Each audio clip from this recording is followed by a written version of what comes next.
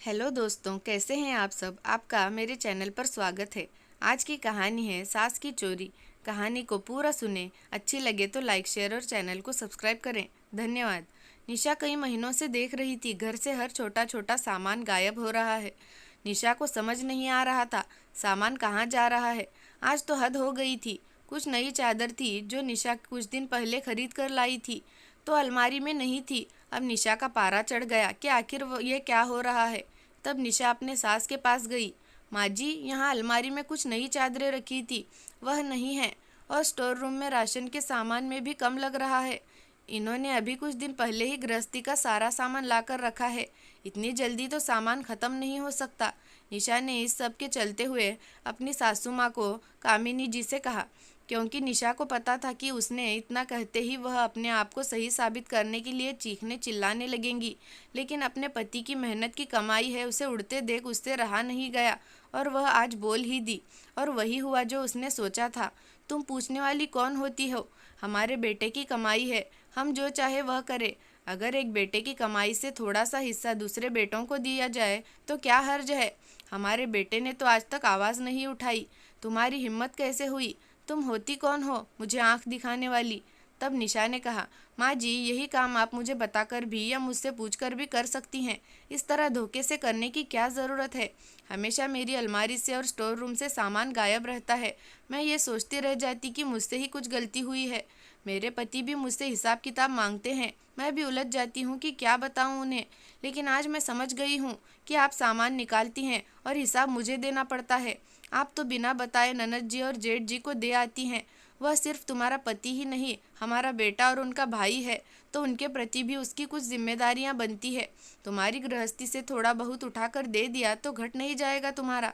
यह उनका हक बनता है। और सुन निशा, तू बीच में नहीं आ सकती। तब निशा ने कहा, माँ जी, छोटे बेटे का फ़र्ज सिर्फ मेहनत करके कमाना और यूँ गंवाना नहीं है। देखिए माँ जी, हम लोग भी अपनी ज़रूरतें बड़ी मुश्किल से पूरी करते हैं। रोज़ इनकी आंखों में घर गृहस्थी को लेकर चिंता देखती हूँ मैं, तो मैं भी परेशान हो जाती हूँ। काश कि आपने जेठ जी को भी इनकी तरह मेहनत करके अपने परिवार की जिम्मेदारियों को निभाना सिखाया होता, तो यूँ रोज़ रोज़ अपनी माँ भाई से मदद मांगना कहाँ तक सही है? बड़े होकर भी कभी छोटे भाई के साथ तो खड़े नहीं हुए, और आप हैं अपने ही बेटे को धोखा दे रही है।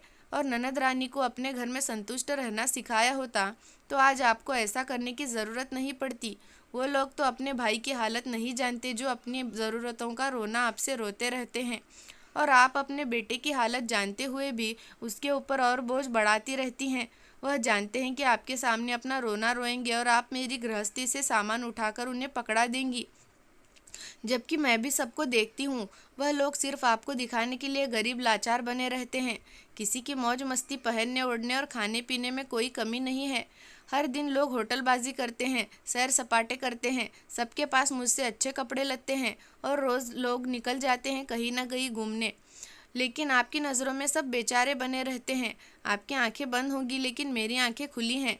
अब मैं किसी को भी अपने पति की गाढ़ी मेहनत की कमाई में एक हिस्सा नहीं दे सकती। हम लोग सिर्फ आपकी जिम्मेदारी उठा सकते हैं, पूरे परिवार की नहीं।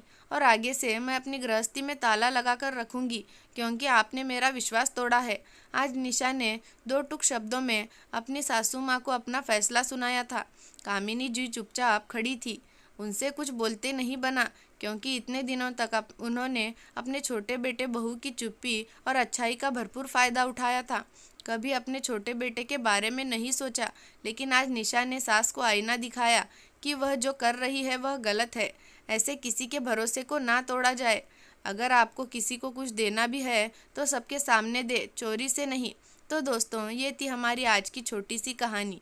कहानी कैसी लगी कमेंट करके ज़रूर बताना, और कामिनी जी का ऐसे करना व्यवहार सही है या गलत, ये भी कमेंट में ज़रूर बताना। धन्यवाद।